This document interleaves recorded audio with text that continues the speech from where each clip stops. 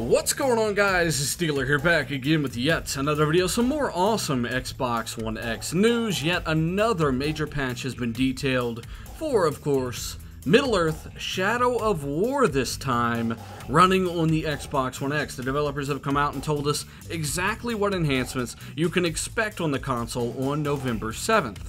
So I think this news is actually pretty awesome. This stuff is really interesting to me because it gives us an idea of what kind of things to expect from the Xbox One X, what kind of performance, what kind of resolutions, what kind of frame rate consistency, and of course what kind of PC features are making their way over to the console versions of games. So of course the game actually looked pretty decent on the base Xbox One, but according to the developers on Xbox One X, you've actually got the choice of two different rendering modes. A native 4K mode and a full-on quality mode, they're calling it, and the details are actually quite interesting. So of course the first mode we're going to talk about is the native 4K mode. You get a native 2160p that's just over 8 million pixels with, of course, high resolution textures to match that high resolution frame buffer. The game is going to look absolutely phenomenal, and this mode actually addresses two of the main complaints I've heard about the game from both PS4 gamers and Xbox guys. The game could be higher resolution, and of course the textures weren't quite, let's say, flushed out enough. So of course the RAM on the Xbox One X allows the texture quality to fly through the roof, and you've also got that 4K frame buffer to sharpen up that image as well. Very good option for those looking to get the most density out of their 4K displays.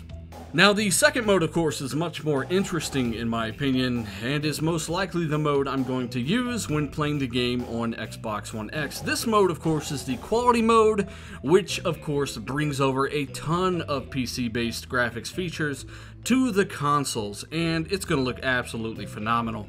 So, when it comes to Shadow of War's quality mode, you are getting better settings. The focus here is on bells and whistles, and I'm sure many of you can appreciate that. Starting with higher resolution textures, basically kind of like the 4K mode, this stuff comes across thanks to the additional RAM of the X. You also get better draw distance. You also get improved shadows and lighting, which is going to be huge for many people. You get increased vegetation, more dense foliage on the ground, things like that. You also get, and this is a big one, improved ambient occlusion. I'm going to go on record now and predict that it's going to be somewhere around the high to ultra setting on PC.